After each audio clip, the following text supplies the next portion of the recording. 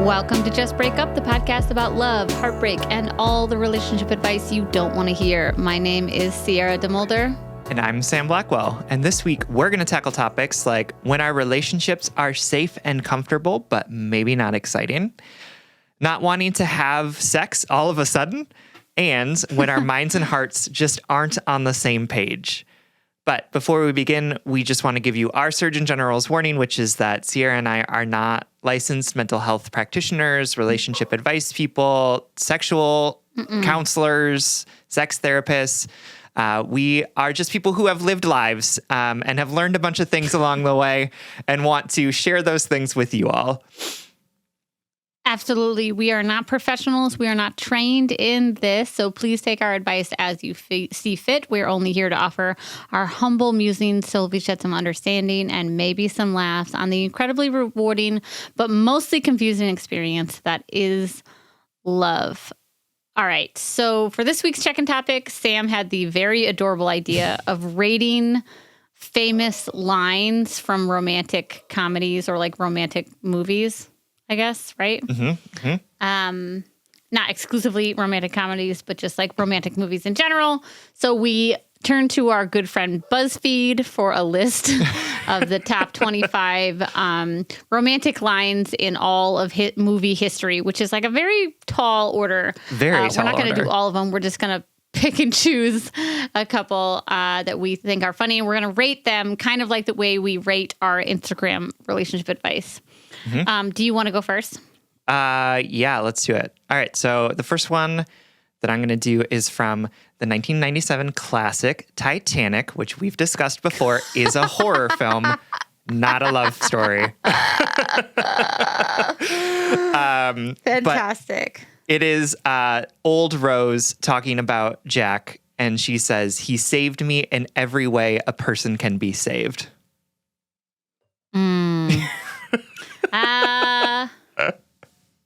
Well, technically that's not true. If we're talking like every single way a person could be saved. Yeah. Well, no, I guess he did save her life. He did. I was thinking about the roles reversed. Okay, the joke doesn't work anymore. No, it doesn't, because he did save her life. And also, like, he saved her from the life that she was living too, which she didn't like, right? The life of like needing to get married and like being a kept woman, basically. So like, I think it's cute. I think we should rate it on like, there's layers to that. Is this like a helpful thing to say? And also like, does it touch your heart type of thing? Heartwarming. Yeah. No, I'm fine with that. I literally was just thinking about the roles being reversed and that damn door that everybody debates about, like, and I was in like defense of Jack mode. But honestly, I just probably haven't had enough coffee yet. So yeah, I will give this a 7 out of 10. Great. I guess. Great. Yeah, for sure. I like it. On a scale that doesn't exist. I don't know that like when I saw the movie, I was like, ooh, that's the most romantic line of all time. But like, I get it. Yeah, I get that people can find it very romantic. Wasn't it at the beginning? So you didn't really like care about him? That's true. Or is true. that at the end? I think it's at the beginning. You know what I mean? Yep. And you didn't see that steamy car scene yet. So like post steamy car scene, I'd be like, oh my God, Jack, 10 out of 10. Most romantic thing ever. Anyway. Okay, going on to number 2 is from the 2020 rendition of Emma, which is like also a book. Like, that's a little complicated. You know what I mean? Absolutely. Right? Yes. Isn't it? It is a book. Yep. But the line is, if I loved you less, I might be able to talk about it more. Yeah, no, I'll vote no on that one. Sam's making a face if you are not watching along on our YouTube channel. I'm going to vote no to that because it's kind of like an avoidant attachment style coming up where like you 100%. do have love. It's a real love. You have real feelings, but you're kind of it's not as simple as you avoiding talking about them. It's that you have these unfulfilled fantasies of them. And if you actually actualized them, Yeah. it would be too much or whatever. Absolutely. So you have to love them less to be able to talk about it. Yeah, I feel I like don't. it's That would not be a sexy thing for me, right? Like if somebody said that to me, I'd be like, it does not touch my heart or other places. yeah, I would be like, I'm sorry, that's a you problem. So figure that out. Yeah. Excuse me, you love me so much that you can't talk about it and you want to love me less? Like, okay. Anyway. Yeah, don't like that one. Sorry to all the Emma fans out there. I don't think that is a Jane Austen quote, but I could be wrong about that.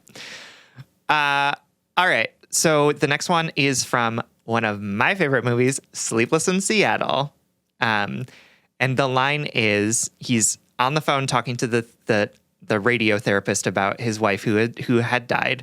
And he says, I knew it the first time I touched her. It was like coming home, only to no home I'd ever known. I was just taking her hand to help her out of a car, and I knew it was like magic. Well, that touches my heart. Right? That gets 6 heart-touching points on Out the of 5. scale. Yeah. Yeah. The scale changes per movie, you know. Yeah, absolutely. And that gets 27 warm fuzzies. I think it's charming. Very cute. It's very poetic. Yeah. Right? You know, on this show, I think we like to talk about the practical side of relationships, or, you know, the real life non-magical world, but I'm a sucker for a little magic. And absolutely. And sometimes some relationships are just like that, you know? Absolutely. If your relationship started with magic, great. If your relationship didn't start with magic, also great, right? Like all of that can exist, but it is fun and sort of heartwarming to hear about relationships that felt like coming home to no home that I'd ever known before. Yeah, absolutely. Okay, so the next one is from one of Sam and I's shared favorite movies, which is the Lord of the Rings trilogy. That's like that's up there, right there for you. Oh, absolutely. Obsessed when I was a young person. It's arguably a Thanksgiving and or Christmas movie to me, you know, like because I always watch it around that time of year with my family. Okay, there we go. Was there and Christmas Santa, in Middle-earth that I missed? There with Sauron, you know. Absolutely. Anyway, Sauron is the Santa of Middle-earth. In the scene where, if you don't know the Lord of the Rings movies, go watch them. But Arwen, who is an elf who could be immortal, is choosing to not be immortal, right? Mm-hmm. To be with her human love, Aragorn. And she says, I would rather spend one lifetime with you than face all the ages of this world alone. Mm. Which, again, extreme choosing extreme immortality or like some dude. First of all, Viggo in dude. that movie can get it. You know what I mean? Opening that door. Oh my God. When he opens the door at Helm's Deep and he's like... I'm like, you're about to get Helm's Deep, bitch. Helm's Deep in this butthole. Yes, exactly. I didn't...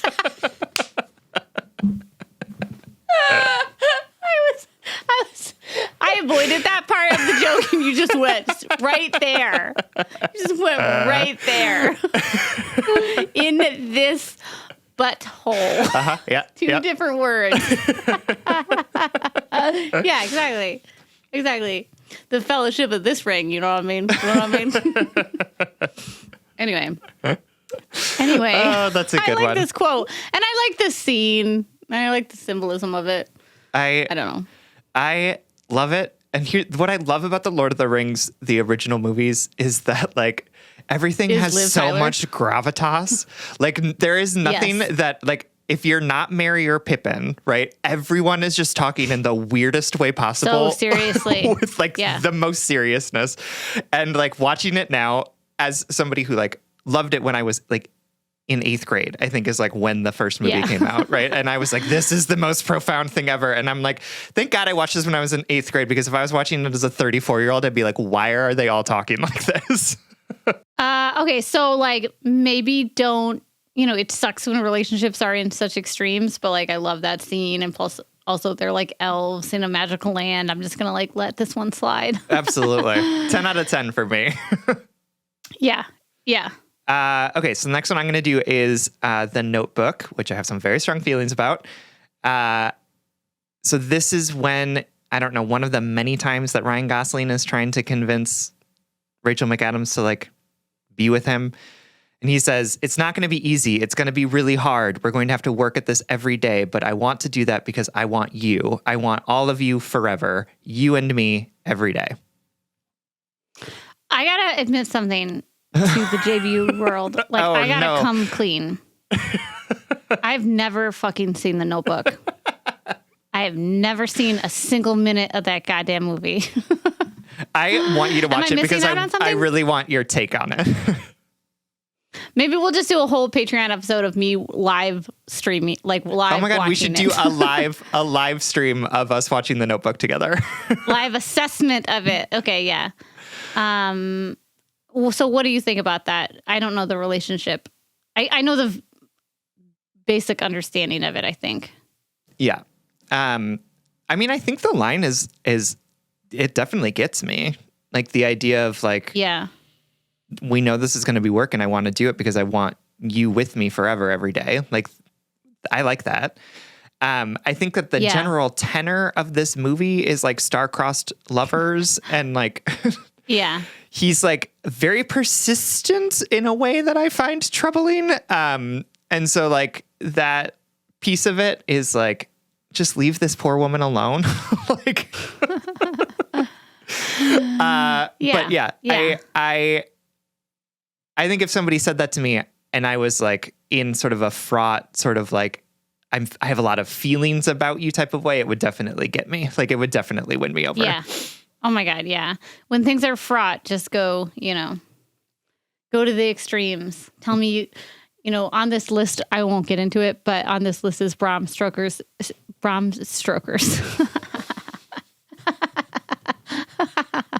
Stoker, I hardly know her. Oh, God.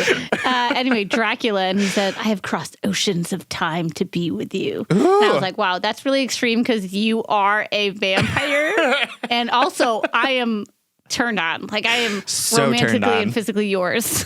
Absolutely. Okay, last one. Seeking a Friend from the End of the World, 2012 movie with Keira Knightley and what is Michael Scott's real name?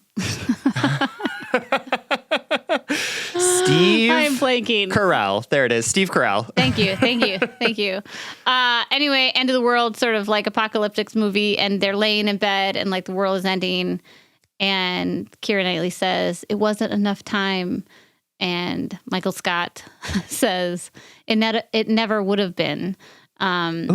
Which hits me right in the fucking feels, That's time is so one. finite, especially it made me cry when I watched it for sure. Because I think of all these quotes, the idea that the one thing we will never have enough of is time together. That's right. And I think it's very beautiful. It is beautiful. That's in good. My feelings. I love that we stopped rating them and we just started reacting emotionally to them. Yeah, absolutely. Yeah. Anyway, those are just 6 examples from a list of 25. Maybe we'll do more of this on our Patreon episode. For sure. If you have suggestions, as always, shoot them into our DMs. You want to get into the letters? Mm-hmm. Absolutely. Okay, our first letter is coming to us from Doubtful, whose pronouns are she, her, who is writing to us from the shadowy corners of my brain. Hi, Sam and Sierra. First off, I want to say thank you for all the hard work you do with this podcast. The kindness and insight you share with all of us out here is so helpful and comforting, and listening to you feels like listening to 2 of my best friends. If that's weird, I hope it's in a nice way. That's very sweet. It's not weird. It's so charming. Thank you. To my situation, I feel like my question could basically be boiled down to, am I normal, in all caps? But because I know, quote, normal is not a real thing, I'll elaborate. I'm 31 and I've been in a relationship with my partner, he, him, for over 4 years. We live together and we have a dog together. And it is a good, true love. He's goofy, kind, respectful, communicative, and honest. He's not afraid to have intense, deep conversations. And I feel very safe and happy and deeply loved, which is all, of course, great. My concern comes from the fact that despite all the good things I've just listed, I sometimes have doubts about our relationship because one of the things I don't frequently feel is excited. I'm at the point in my life where a lot of people in my social circle are settling into long-term relationships or getting married. And whenever I go to a wedding or hear someone in more or less the same relationship stage that I am in talking about their partner, everyone seems so confident that they are on the right path and that getting married or being together is absolutely the right thing. But whenever I'm asked if my partner is, quote, my person, something that oddly frequently happens, the most committed answer I can come up with is, I think so. I think so. There wasn't a question mark there. So. I just put one there. So that's why there's an exclamation point. So I got to change it to, I think so. And I feel weird about it. Do I love him? Absolutely. Do I think our relationship is good? Definitely yes. Do I want to break up? Definitely no.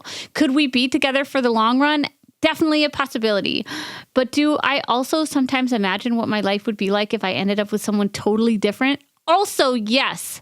And while part of me thinks that is reasonable, another part of me feels like I'm betraying my partner by not being completely confident that us being together is the right thing. That I'm betraying him by sometimes imagining us breaking up, not because we're not good together, but because I like to think about what it would be like to be in a different kind of relationship. We have talked about being together for the long term, even getting married. And while those conversations don't make me uncomfortable, they also, and I feel so bad admitting this, don't make me feel particularly excited. It feels safe and comfortable and nice, but that's it. It makes me sad that I don't feel confident saying, yep, he's my person, that I don't feel thrilled or giddy about the prospect of us being together forever, especially when that seems so easy for other people. I'm at the point where I honestly can't tell if I should be legitimately concerned about these feelings or if I'm simply falling prey to a grass is greener mentality.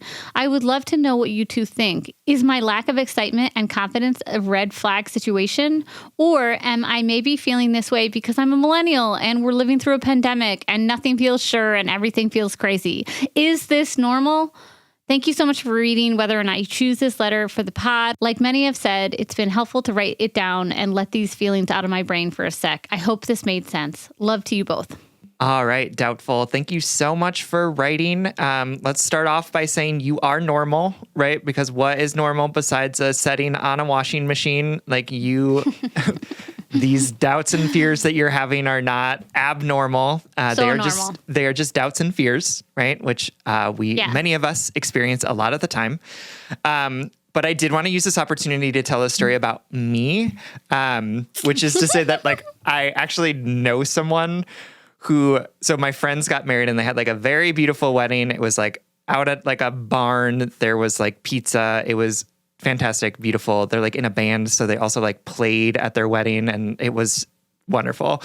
And apparently one of their friends who was there with his like girlfriend of many years was like hearing them talk about their relationship and was like, I will never experience that with this woman. And like because of their wedding, broke up with her and then met this other woman online during COVID and got married like 4 months later on a Zoom wedding.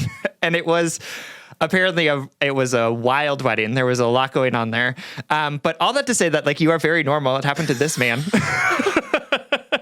Oh my God. But like maybe that seems like a lot. It was a lot. I was like, I'm glad that I'm not in any way part of this story. You chose to write to two strangers on a podcast, which feels like a little bit less than a lot, which I think is a good step forward. I think so. I mean, absolutely. I wish that COVID wedding folks, I wish them a happy relationship. Absolutely. And also, man, that must have burned. That must have hurt. Oh, absolutely. Oh, God. That poor woman that he was dating when he was like, I will never experience a love like these friends have with you, so I'm breaking up with you. Like, oh God.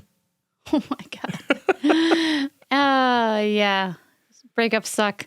Okay. I'm interested, Sam, based on this lived experience, your perspective on this letter. Yeah, I mean, well, it seems like it worked out for that person to break up with their person. But I also just want to say that, like, I think that there are probably a lot of folks that seem more confident than they are in their relationships, right? Because like we're not privy to other people's internal worlds. And so, you know, if somebody asks you like, is your person the person, your answer might be absolutely he is. And then the unspoken thing that you don't say is like, I'm pretty sure, or like I think 75% of the time, maybe. So I want to say that like you're not alone in feeling a lack of like, not even confidence, but just like absolute surety about like relationships, right? Because I think that, I think that lots of folks feel a little bit like, yeah, I mean, I like this person and we're doing things great. And like, I really enjoy being with them. And if somebody asks me if my partner is the one, I'm going to say yes, because like what other answer is available to you in this like world of binaries, right? Like, of course. Yes, totally. And I also want to say that there may be people in your life who are 100% confident all the time and are absolutely sure, but that doesn't mean that their relationship is any more healthy or sustainable or viable than yours is, right? They just are experiencing a different relationship in different bodies. Absolutely. I wanted to talk about what you brought up about other people. Like, you know, the letter writer says exact quote, like sometimes it appears so easy to other people, or like other people seem so much more confident that they're on the right path. And I just want to like dispel that a little bit, because like even me, somebody who confidently and excitedly married my wife, you know, I don't know if we know we're on the right path all the time. We're just all moving towards things at different paces. We're never truly going to know the emotional vulnerabilities, intimacies, struggles of other people, because we only present the shiniest face of things, you know, because it's hard to have a nuanced conversation about things like marriage and forever, especially in our wedding industrial complex world. Absolutely. Where we like things to be like, oh my God, love at first sight. You're my soulmate. You're the only person for me, and it's going to last forever. For sure. Absolutely. And like the relationship escalator too, right? Like the idea that you like get on a relationship at like seeing each other, and then like you just steadily progress through all of these different things. And that's just the idea of like, everyone should be doing this and everyone should be really excited about this. And it doesn't leave space for folks who maybe like you are like, I don't know, this relationship was working really well the way that it is. I don't feel excited about the idea of like progressing on this escalator, and would rather this just be kind of like a moving sidewalk, right? Where we kind of stay at the same level, because that's really working for me. Right. So absolutely. There's sort of these expectations that are put on us that make us have these feelings about how we're feeling. And like the question you have of like, sometimes I imagine other relationships, and is that like me being the grass is greener? But I think that you're just acknowledging the fact that there are like other lawns in the neighborhood, right? Like Bitch, you're not saying like I have the exact same metaphor in my fucking notes. I said it's not that the grass is greener, it's just another yard. Exactly. Right. And it's okay to be like, I wonder what that yard is like over there, if you're not like, oh, that yard is so lush and verdant and my yard is so barren and brown, right? You're saying like our yards are kind of equivalent, but I am curious about what it would be like to look at this tree. Yes, from absolutely. This angle or whatever. What if I sat on that bench in that person's yard as opposed to the log that I'm sitting on here, right? Like I think that that's a really fine thing to do, right? It's when we get into the comparisons and say like, oh, everyone else's relationship is better than mine, that like things get to an issue. And I'm saying all of this because what I'm hoping that this conversation can do is to help get rid of some of these like meta feelings that you're having about the feelings you're having, right? Because then I want you to get rid of those things so that you can spend more time in the feelings and intuition about whether this relationship is actually right for you, right? I want you to spend less time being worried about how it looks for other people or whether you should be doing this, and instead being like, do I like this person? Do I want to continue to be with this person? Is this person affirming me? Is this person helping me grow? Right? And if all the answers to those things are yes, great, stay with this person. Absolutely. But I think that these meta feelings that you're experiencing are getting in the way of you being able to tap into what is in this moment for you in this relationship with this person. Absolutely. Our culture, the wedding industrial complex, our society's relationship to marriage, they all pressure us and require us to, quote, know. You have to know. And you have to know in this very like rom-com romantic movie sort of way, where it is, I have crossed oceans of time to be with you. You know what I mean? And while we all are suckers for that, and that is okay, what is bothering you at the core of this question isn't do I like being with my partner? It's, will my partner and I be together forever or not? How can you possibly know that? How can you possibly know that? And so for me, agreeing to be married was surrendering to the unknown of forever, surrendering to a vision, to a shared goal, to the vulnerability of saying like, we want this to work, And I understand that part of your question is like, I don't know if I want it to work, but there is an unknownness in that as well, that you kind of have to let go of control. For me, I think about it. Would another relationship be better? Who knows? It would just be different. It's a different landscape. And I think there are some people who would listen to this letter and be like, well, it sounds like this person might be settling into the mundane or settling into what's safe. But I don't think that's necessarily true. I think it's more about detangling this narrative that we have one perfect partner out there that will fulfill us in ways that other people couldn't. And sometimes, like Sam said, that like it blurs our ability to process or to comprehend our actual contentedness, our happiness. Like, what do we want in this moment? Absolutely. When we are told, since essentially we could consume media, we are told that there is this like one shining knight out there, or that love is this passion-driven, extreme surety. Literally like kill yourself over love. How many, like Romeo and Juliet? Great movie. How many narratives are out there like, I would die for you. I would follow you through time, aka Notebook, and that sort of surety haunts us when you don't feel that way. For sure.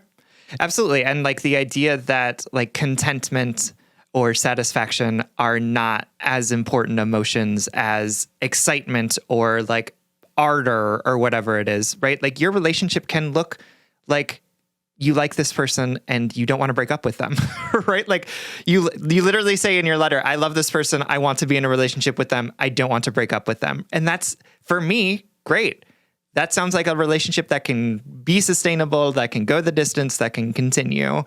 And we've been told that there are better emotions to experience in relationships, and that things like contentment or safety are settling, right? Or they're not what true love looks like. And I want to say that like all relationships are different. And if your relationship looks more like, I like this person and I don't want to break up with them, that sounds like a recipe for a relationship.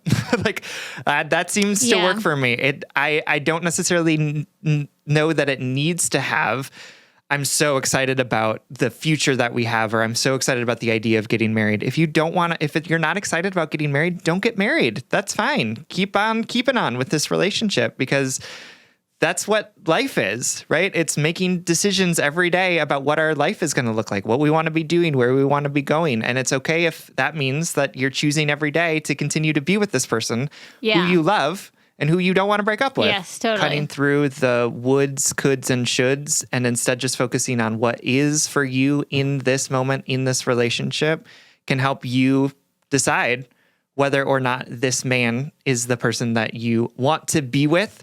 Not for forever, not in the big wedding, not with all of the things that we sort of associate with like what love should look like, but whether or not this is the man that you want to be with in this moment for today, making that decision for yourself. Absolutely. Good luck. We believe in you. And thank you so much for writing. Thank you so much. We love you. All right, everyone. Our next letter comes from Sad Confused, whose pronouns are she, her, who is writing from anywhere but Pound Town. Hey guys, first off, thank you for being the friends that give the tough advice that I need to hear. Your insights have truly made me more self-aware and even more emotionally intelligent. I cannot express the gratitude that I have for you both. And thank you for laying your eyes on this letter. I have deep, deep feelings of sadness, inadequacy, and confusion, and would really appreciate any insight you have into my situation. So why is my location set as anywhere but Pound Town? Because I've literally not had sex in 4+ months and probably only had sex less than 10 times within the last year. I've been in a stable relationship with my partner, him, for the last year and a half. Let's call him Jake. We are both 25. This is the longest, healthiest relationship I have ever been in. When we first met, we went at it like rabbits, and it was some of the best sex I ever had. But I'll let you in on a little secret. I've never had an orgasm before, and Jake is the only person who has ever made me feel close to climaxing, but I've never reached that big O before in my life. Sad face. However, I've just come to accept it and still had sex because I enjoy it and the intimacy I share with Jake. As our relationship progressed, we started having sex less and less. Perhaps it's because I felt more insecure about some of the betrayal I had experienced from him. Catching him checking out girls in front of my eyes multiple times in real life or on social media, I have a very anxious, insecure attachment style. Or perhaps it's from the religious trauma of being an ex-Christian. I was taught to not have sex before marriage for as long as I can remember. I was taught that having sex with anyone else before marriage is one of the greatest sins and is a betrayal to God and my future husband. I was even sent to a whole-ass relationship camp when I was 12 and was taught that kissing boys leads to sex. So fucking crazy. And we went into such depths of what is right and wrong when being in a relationship and being intimate with someone of the opposite sex. Or perhaps it's because I had an abortion at the age of 17 because I wasn't properly taught how to have safe sex because my church and parents didn't find the need to teach it since I was expected to be married by the time I had sex. I feel like I was set up to fail. I feel like I have a boatload of trauma that makes me feel guilty when I have sex. Things especially got worse when Roe v. Wade was overturned. It opened up such deep wounds that I thought that I had already healed. It was such a traumatic time. I had to figure out how to get an abortion at the age of 17 with absolutely zero help, not even from the guy who got me pregnant, but he did know. I was too ashamed to tell anyone else besides him, and I definitely wasn't going to tell my parents. I told Jake about this past of mine. I've never told any of my previous partners before him because I genuinely trust Jake and believe he is the one for me. I know Jake wants to have sex. I feel so ashamed and disappointed in myself when we are lying in bed and I cannot give him that one thing that I cannot bring myself to do. I feel like I have absolutely zero sex drive anymore. I don't know why. I also feel like gaining 20 pounds since we started dating didn't help either, as I feel insecure about being naked.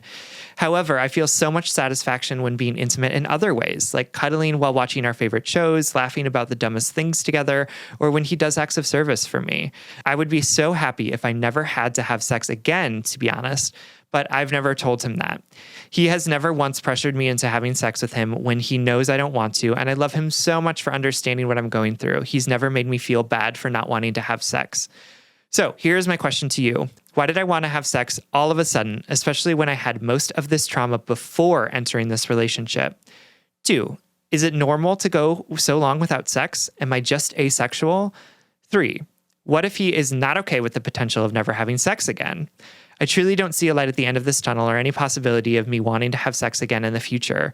I feel like there is something deeply wrong with me for not wanting to have sex with my partner on a regular basis, especially if he's really wanting to. I just feel so broken and inadequate. Any insight and help would be greatly appreciated. I love you both and thank you in advance for everything you have to say. All right, my darling, thank you so much for writing and for trusting us with this letter.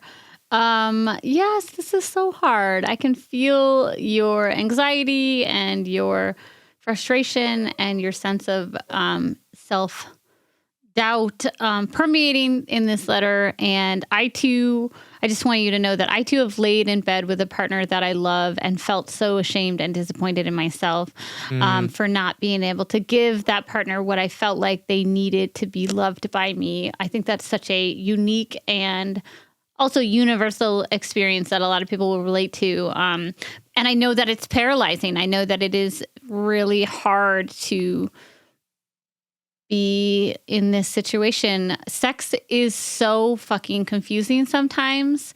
And it sounds like you're dealing with a lot of sexual conditioning and trauma that you're trying to unpack or, For sure. that is unpacking itself, the religious doctrine that you grew up in is extremely harmful and permeating in all sorts of understandings about human interaction, sexual behavior, etc.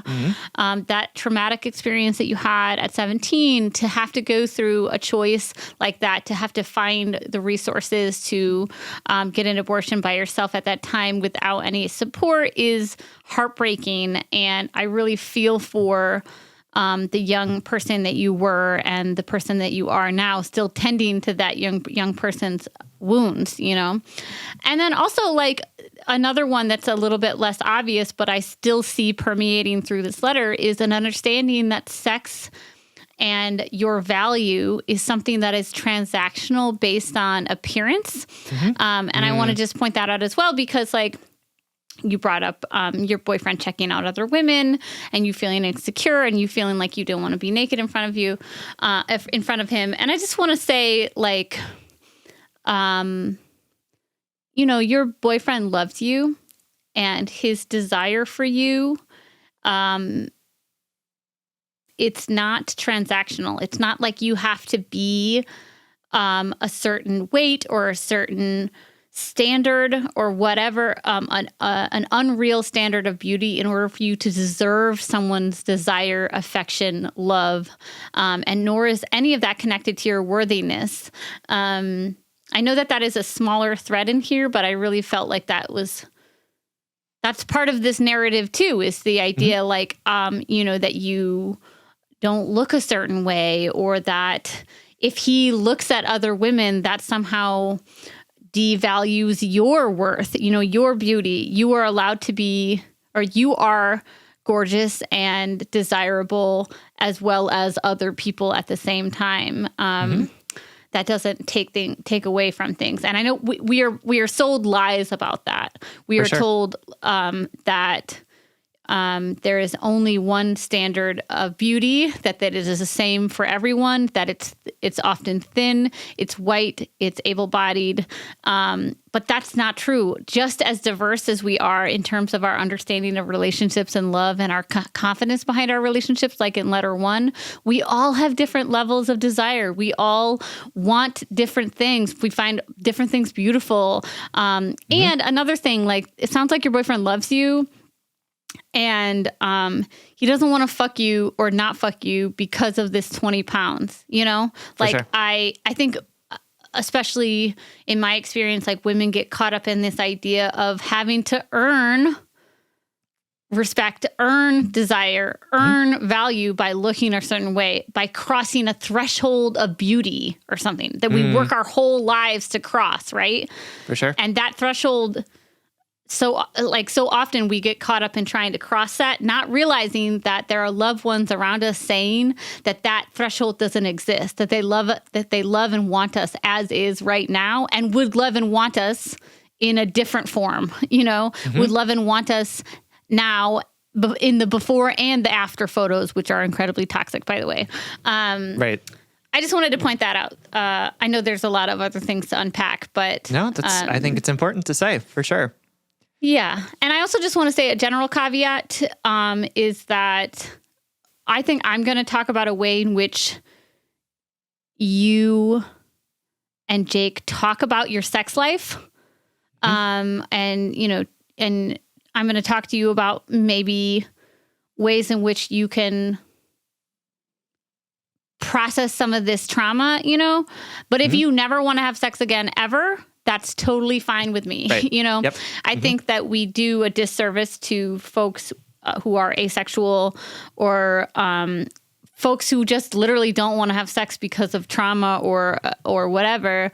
We do people a disservice by saying, oh, well, you just haven't used the right vibrator, or you haven't, you know, you have to like ease into the vulnerability or whatever. And I don't want to do that.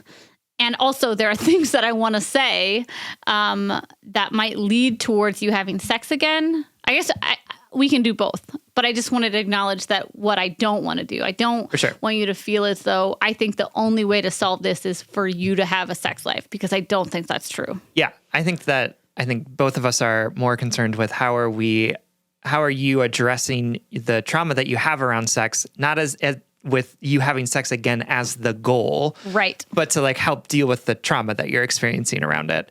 And your question around like, why is this happening now?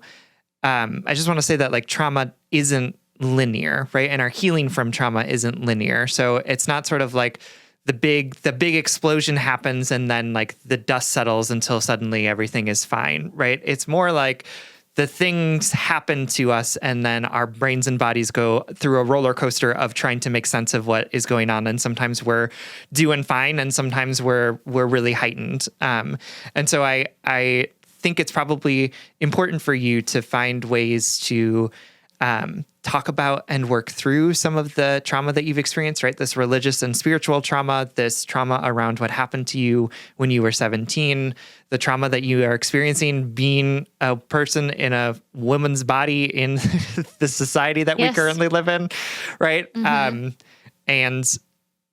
I want you to know that like this doesn't mean that you are like more broken than you were before this relationship started, right? It's that's not what's happening. It's that your body, your heart, your mind are just oscillating through all sorts of different triggers at any given moment that are going to escalate things quickly in one moment and de-escalate them in other moments. And it doesn't mean that you're doing anything wrong or that somehow you are not healing properly, but instead say like, yeah, absolutely, this is what it feels like to have trauma in your body, right? It comes out in places where it's not expected. It doesn't look like suddenly everyone's like, I'm healed, I don't have to deal with this anymore, right? It's gonna come back. And what can be helpful is to find tools that can help when that trauma comes back up in us, right? And finding a therapist that can help you do that can be really helpful. I know that that's expensive, but I do think that it would be really helpful for you to be able to have someone to help you understand the ways in which these things that have happened to you are sitting in your body and sort of forcing themselves out in places where you don't expect them and with people who you don't want them to impact. Yeah. I wonder if this is an opportunity to point you towards specifically, well, again, I feel conflicted about this. I was going to say specifically seek out a sex therapist because like we spoke to Casey Tanner on an interview a handful of months ago and who is a sex therapist, and they pointed out that like not all therapists know how to talk about sex. Yeah, so like looking for a sex therapist could be an option for you, right? And probably folks that are accredited with the AASECT, that's AASECT sort of accreditation, and Casey talked to us about this, can talk about sex and would hopefully have some understanding of sort of sex beyond just everyone wants to have it as much as possible, right? It could probably actually help you sort of have this conversation with yourself about what sex could look like for you or whether or not sex is something that you are actually like never interested in having again, right? And figuring out what that looks like for you in your relationship with Jake as well. And the other thing that I would recommend is checking out Angela Chen's book, Ace. Not just because I think you might be asexual, right? Because I don't know that. I'm not in your body and I'm not going to tell you what you are. But also because a lot of the things that Angela describes in her book are helpful ways of unpacking some of the expectations or understandings of sex that are not serving us, even if we are people who don't identify as ace. And one of the things that I love about our conversation with her is that the idea is that like you don't have to have an excuse to be ace, right? So if you are ace because you've been through trauma, you're still ace, right? You don't need to like heal yourself out of that identity. And the idea of you can decide to not want to have sex again for whatever reason that you not want to have sex again, right? That is available to you. And so I just want to say that even if you don't want to take on that understanding of that identity, right? The identity of like, I never want to have sex, but instead sort of read through that book or approach some of these understandings of sexuality differently and say, I am not interested in having sex anymore because of these things that have happened to me. I do think that that Angela's book is a great resource for you, regardless of how you're sort of identifying yourself in this moment. I also want to say that, like, going a little bit back to the idea of like sex as transactional that I brought up earlier, I want to talk about the feelings of shame and disappointment in yourself that you feel when you're laying with him. Because ultimately, I want you to talk to your boyfriend. I want you to talk to your partner. Not just because Sam and I think that there might be some stories that you're making up in your head about what your partner might be thinking or wanting, but because I think a lot of that shame and disappointment that you're feeling is rooted in this idea that in order to have a fully fledged romantic relationship with someone, especially as a woman, it's that you need to provide this for him, and you, quote, know that he wants this, and you're disappointing him, you're denying him. There's this societal story out there that we hear so often of like the prude wife that like only gives blowjobs when she wants something, you know? Like, and you're not, I just want to make space for the reality of like, you're not hurting or denying something from your boyfriend. Like you're not, he might want to have sex with you. He might be perfectly fine with the time, the amount you're having sex. Like we don't know. And it doesn't help us to speculate, number one. But number two, you know, this is not like a failing as a partner or as a woman for you to not have sex with your boyfriend. This is you having a fully fledged, complicated, painful, and confusing human experience. And you have every right to explore all of that experience in ways that feel safe and nurturing to you, which might be not having sex right now. That might feel the safest to you. And I know that it hurts you to admit that. I know that you are afraid that you're going to hurt him to admit that. But it is possible for two things to be true at once. He may be disappointed. He may want to have sex with you. He may not. We don't know. Like I said, we're speculating. But it's possible for him to say, oh, I really love having sex with you. I like being close to you. And I'm going to let you go through this. Or like, you know, even if he doesn't have like this perfect reaction that I'm imagining, this is real. This is big. This is hard. This thing that you're going through. I'm just trying to dismantle some of the shame that you have about yourself within your body, you know, and about how your body is or isn't performing. You're not broken. You are whole even as you become. You are whole even as you figure out all of the ways in which your life has led you astray, or like narratives that you have been sold don't add up or are hurtful to you. You are whole even when you feel broken, even when you feel like you can't give your partner what you want. You are not damaged goods. For sure. I think there's so many narratives out there about sex and performance and delivery, and this transactional thing that really put us in some precarious and unconsenting situations, you know? For sure. This is all leading to me to say, I want you to talk to your boyfriend. Your boyfriend seems like a nice guy, and you can say what you said to us. Say, I feel really ashamed and disappointed in myself when I'm lying next to you and I feel like you want something from me that I don't want to give. Can you help me carry this? Can you help me dismantle this? Can you help me unpack this? You can say, I don't really want to have sex, but I want to feel close to you. These are the ways that I feel close to you. And, you know, maybe through these intimate conversations, a pathway back to sex will appear, but maybe not. And that's okay too. That, you know, we need to figure out where your boyfriend's at this too, so that you two can find out if this is something that you can navigate together, or if it's a core incompatibility, yada, yada. But like Sam and I said, or like Sam said earlier, we're less concerned about whether or not you end up having sex in the future. And we're more concerned about how are you unpacking and healing and nurturing these understandings, these narratives, these about sex that you have internalized. Absolutely. So all this to say, sad, confused.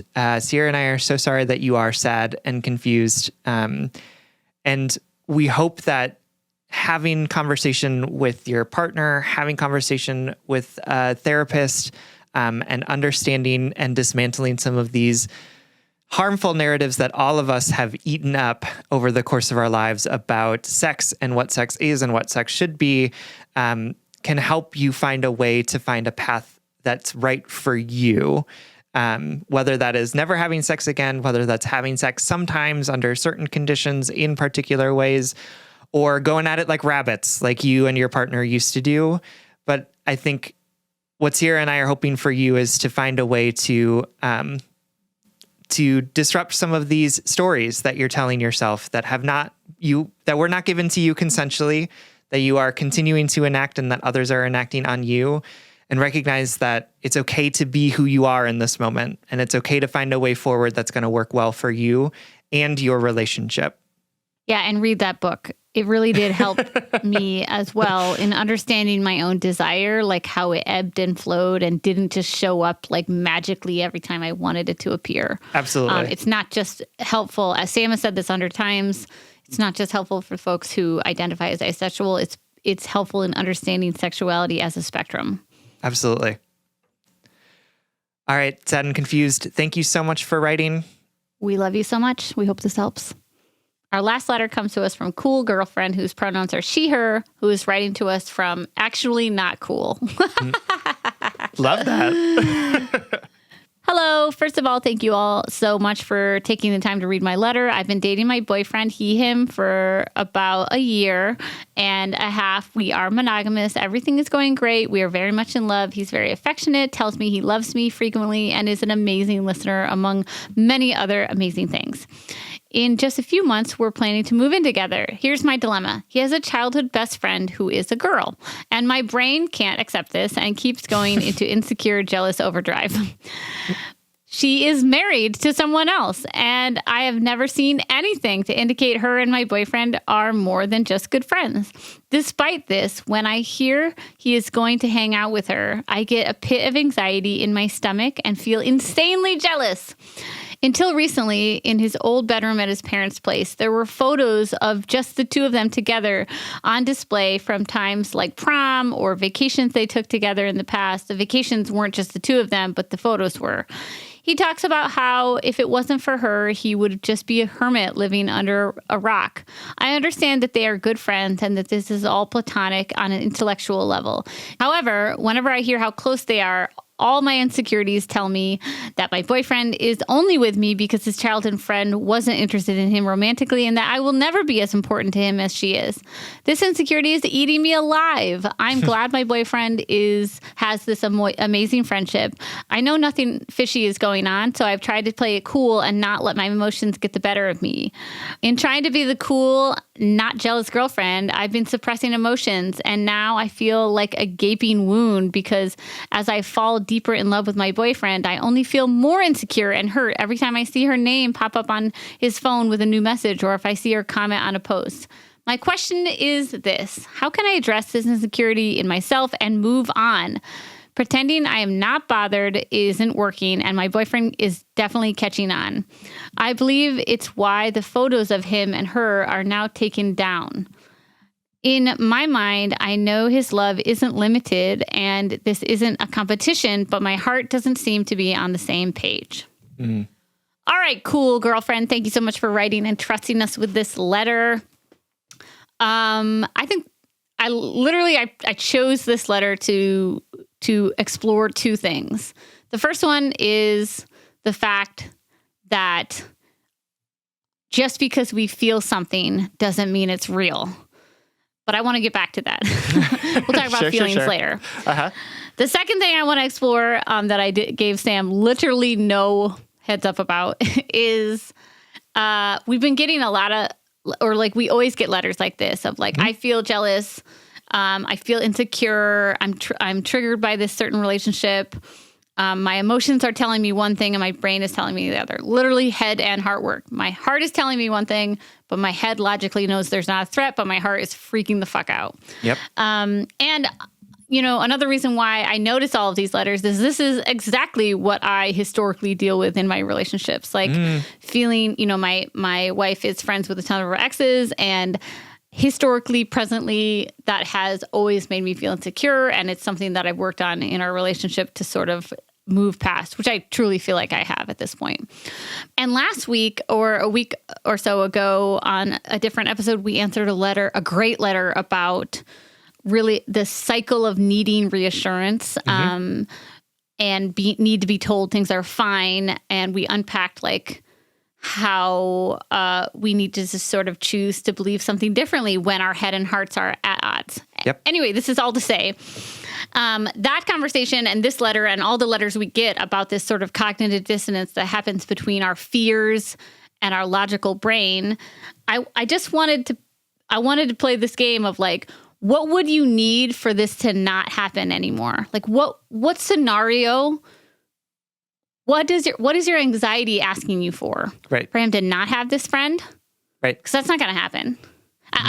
This is like an honest to God exercise that I want to do and this is what I do with my own anxiety when my emotions are screaming at me one thing, but I logically not only know that those emotions are like unfounded or unhelpful or something I don't want to feel, but that they're not true. They're like lying to me, and they're not helpful. And I don't want to feel that way anymore. So let's explore like what could happen here? What do you want to happen here?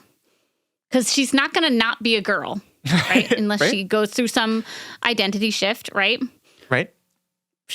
They're not going to not have this history. That can't go away. Mm-hmm. Do you want him to not have his best friend relationship? Right. Do you want him to not have this history? Our partners don't come to us with a blank slate. And I don't mean to be so blunt. In fact, I'm like sort of inarticulate, but I don't mean to be so blunt about this exploration. But this is what I've had to do is like, well, what are the other options? And at one point or another, I have to sort of like parent myself out of these anxieties. Yep. To be like, your boyfriend is reliable. This other person is married, and they are a woman, right? Is that what are we resisting here? Is what I'm trying to say. For sure. No, absolutely. And I think, and I want you to hear that and not use that as an excuse to like now feel shame about the jealousy that you're feeling, right? Because I think that that's like also part of it when we have these emotions that we've been told are like bad or like negative or like we shouldn't be having, like jealousy, insecurity, all of those things. Then we like add this other level of shame on top of it. Like, oh, I shouldn't be feeling this. So what I'm going to do is just suppress it, right? I know logically, I've done the questions that Sierra has been asking, and I know logically, and so now I'm just going to beat myself up for feeling insecure. And what I think is actually better for us, or like has worked more effectively for me, is instead of being like, oh, that's an emotion I should never feel, instead being like, of course I'm going to feel this emotion, and here's what I do when this emotion comes up, right? So instead of saying, nope, I'm just going to push that emotion down. I'm going to suppress it and I'm not going to feel it and it's never going to come out, because of course it's going to come out. You're feeling it. Like it's not like pushing it down doesn't make the feeling go away. Unfortunately, because if I could do that, let me tell you, I would love it. But the fact is that like that jealousy is going to keep coming up. Of course it is, right? Like you've been told a lot of stories about the ways in which relationships should look. You've been told a lot of stories about yourself and the health of your relationship. And so what I think will be more helpful for you, rather than trying to be the chill girl, is to acknowledge the fact that like, yep, there it is again. There's that jealousy. And what are the tools? What are the things that I'm going to do when that jealousy comes up to help me choose, instead of just pushing it down or choosing to act out in a way that isn't helpful or constructive? What am I going to do with it? How am I going to move through this emotion for myself in a way that actually is in pursuit of goals or is in pursuit of the health of my relationship? So maybe it is like, ooh, yep, there's that jealousy coming out again. What I'm going to do is I'm going to stand up and I'm going to walk around the room and I'm going to remind myself in my head over and over again, he's choosing to be with you. He's choosing to be with you, right? Maybe that's it. I don't know. I'm not in your body. I don't know if that's going to be effective. Maybe it is something about like, acknowledging the fact that you are feeling jealous of this relationship and saying, I'm feeling a little bit jealous, honey. Can I just like get like a kiss on the forehead or whatever it is, right? Like, but instead of trying to pretend like this emotion isn't happening or that it's a bad emotion, what are you doing when it actually comes up to be able to say, yep, there it is again. Here's the things that I do when this happens. Here are some things that I'm trying out to help me enact this emotion in a way that's going to be more helpful for me rather than pressing it down or yelling or screaming or getting all huffy when I see her name pop up on his phone. Yeah. Or like pretending to be the cool, chill girlfriend when you know that is readable. Like that's as easy to read as a book, when you're like, oh, nothing's wrong, Right. And remember, like shame dies in the light, right? It thrives in the dark. It thrives when we don't talk about it. It thrives when we have these jealous feelings and we tell ourselves we're awful and we don't tell anyone else about them. So what does it look like for you to bring some of this stuff into the light? Not in a way of saying, hey, you need to break up or you need to not be friends with this woman ever again, but in a way that is like, hey, I know that this has nothing to do with you. And it frankly also doesn't really have much to do with me, but this is a thing that comes up for me when I see her name on your phone. And you don't need to change your behavior about it, but I want you to know that this is happening so that we're not sitting in this uncomfortable silence where you can tell that I'm upset, but we're not talking about it, right? That is something that can be more effective or at least more helpful than sort of trying to suppress or trying to sit on the emotion or pretend like it's not happening or tell yourself that like someday I will never have this feeling again, which like is not true. Yeah. So Sam is smarter and more mature than I am. But so listen to him more than you listen to me. But I think sure. Everything he said is true and has been something that I have executed in my own like journey about issues like this. But I think what I keep coming back to and like the point I was trying to make earlier, in a lot of our letters and also like even in my own like therapy journey and in conversations with loved ones, like we get to this point of awareness and we kind of stop there. For sure. And we get to the point of like articulation. I can articulate my issues to other people. I can tell people what I'm going through, and we kind of stop there. And, Sam is 100% right. None of this is to, Sam is more right than I am. It's just true in this instance. But what I have to say this because I keep coming back to it in my mind is that especially in a situation like this, I want you to be vulnerable and like lean on the support of your boyfriend. I want you to be able to ask your boyfriend for reassurance and have him say, of course, I'm choosing to be with you. There's nothing going on with this person. Let me affirm you. Like, I want you to have that extra support because we need other people. And also, in my situation, Willow's best friend is one of her exes, honestly, from like almost 20 years ago. So it's not even an issue. But like, man, do my insecurities take every opportunity to like pop up and be like, this is a threat. You're going to be left or whatever. Uh-huh. I could have been jealous of my wife's best friend for the rest of time if I didn't claim my own power in changing my behavior. And if I didn't hold myself accountable to that power that I do have. Again, this is like Sam said, this is not meant to shame folks who are feeling this way. I am like the queen of shame. I live in shame. But in this one instance, somehow I was able to break through the buzz and hum and distraction of those insecurities, of that shame that said, tamp this down, you shouldn't feel this way. And instead, I just sort of like shook myself into reality a little, which is that my partner is allowed to have more than one important relationship with me, and that is not an inherent threat to my relationship, right? Yep. My partner is allowed to have, in a heterosexual relationship, my partner is allowed to have close, intimate relationships with people of the opposite sex or gender. And that is not an inherent threat. There are not. I had to talk some sense into those feelings that I had been taught forever. Like, again, we see so many, a common thread in this episode is these narratives that we've been told that we all have the power to stop and question, you know?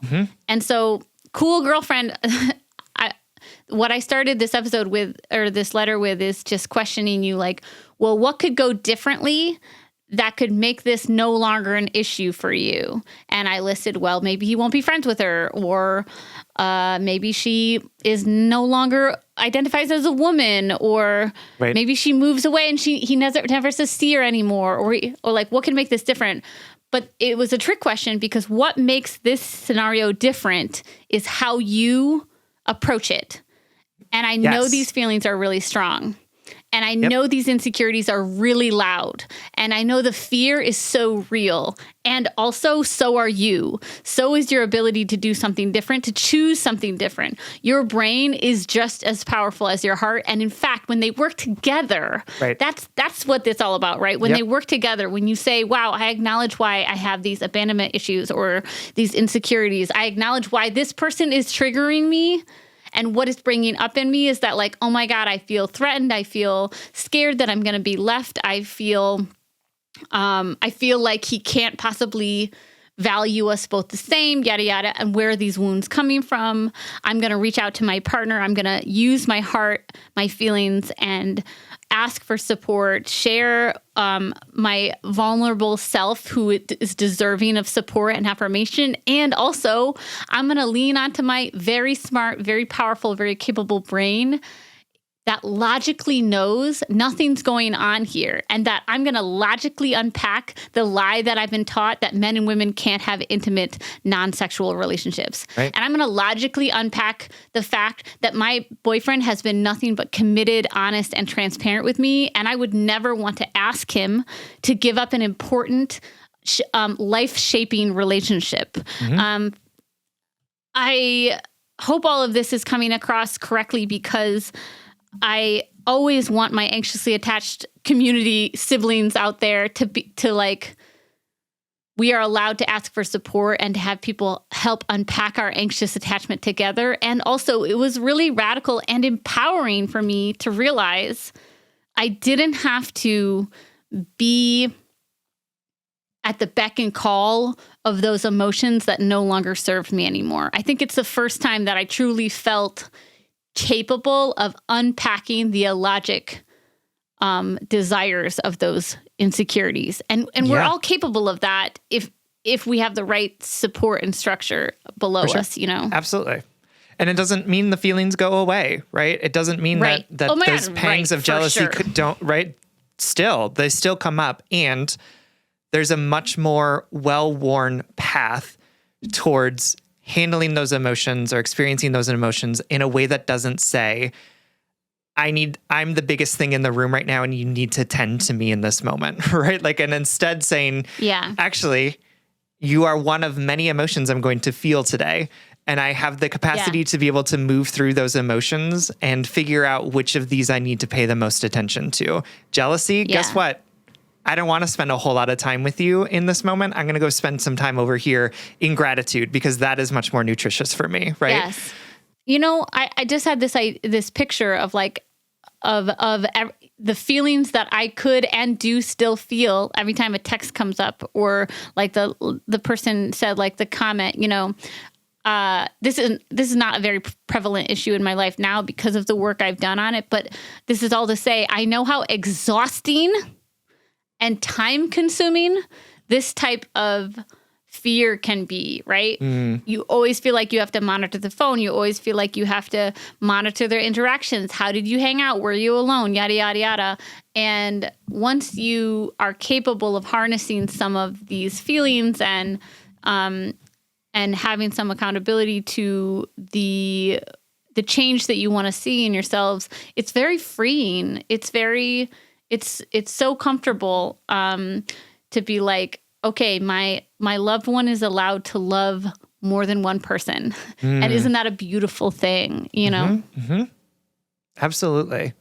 Anyway, I hope all of that made sense. And more than anything, cool girlfriend, I hope you know that you don't have to be the cool girlfriend forever by yourself in isolation. And that you're already on this journey, even asking these questions. Like Sam always helpfully reminds us all to like not take this as a reason to be down on ourselves or be hard on ourselves. Like you are on this journey already, just saying, I don't want to have these emotions anymore. And I'm still having them, right? I'm still entertaining them. But you are capable of not only reaching out to folks, you're capable of leaning on folks, asking for support, asking for affirmation, all of these things that you deserve. But you're also capable of change. You're capable of doing something differently. I know that it feels uncomfortable at first, but soon those text messages are just going to be text messages from someone who loves him. And isn't that a beautiful thing? Absolutely. Absolutely. All right, cool girlfriend. Thank you so much for writing. We hope that this helps. We love you. All right, this brings us to the blind date segment of our episode. Every show we like to shout at something that we love, something we want to set you up with. And this week we are sending you home with a board game. It is called Betrayal at House on the Hill. And it's a really cool board game where it's sort of collaborative with each other. The premise is that you are in a haunted house and you are exploring the haunted house. So you find different rooms that have different things in them. And then eventually what happens is that you trigger a haunt, and then that sort of decides what the rest of the game looks like. And there are 50 different haunts that can happen. And some of them are that one of you becomes the betrayer. So you get possessed by a ghost or something, or it becomes like a free for all where there are, creatures that are trying to eat everyone and you're trying to get out safe. But it's like a very fun sort of, it's like Dungeons and Dragons light. So it's cool that there's like all of these stories involved in it. It's cool that it's collaborative. So you're all sort of working together until you aren't. And it's just fun because there's 50 different scenarios in it. So you can play the game 50 different times and have a different scenario for all of them. And we've been playing it a couple times. And it's been a great game to play with like a group of people who just want to like chat with each other and spend time with each other. So we've really enjoyed it. And it is called, again, Betrayal at House on the Hill. Awesome. I'm definitely going to buy that for the holiday season. Please do. All right, everyone. Thank you so much for listening. You can like us on Facebook and you can follow us on Twitter, Instagram, TikTok, and YouTube at Just Break Up Pod. You can slide into our DM, send us your favorite relationship memes, but most importantly, you could submit your questions about all matters of the heart at justbreakuppod.com, which is also where you can find our merchandise. Get those sweatshirts, t-shirts, notebooks, keychains, etc., etc., etc., for yourself, for your loved ones. Send them to your exes. Not really, but maybe. Again, all at justbreakuppod.com. Please remember to follow, subscribe, give us a 5-star rating and review, and consider supporting us on Patreon. If you support us on Patreon for as little as $5 a month, you'll get an additional bonus weekly episode. That's patreon.com/justbreakuppod. This literally keeps our mics on and helps us reach more brokenhearted souls who need 2 random strangers giving them relationship advice. Just Break Up is a production of David Media, original music, producing, recording, editing, all magical things by our good friend Spencer Worth Davis. Make sure to check out his most recent podcast, Dang, That's Weird. And remember, you have the power to change. You have the power to change your mind, change the stories you tell and believe about yourself. Carve out new narratives that you want to live by. You are the architect. You are powerful beyond measure, and you are capable of doing things differently with compassion and gentleness for yourself. And if all else fails, just break up.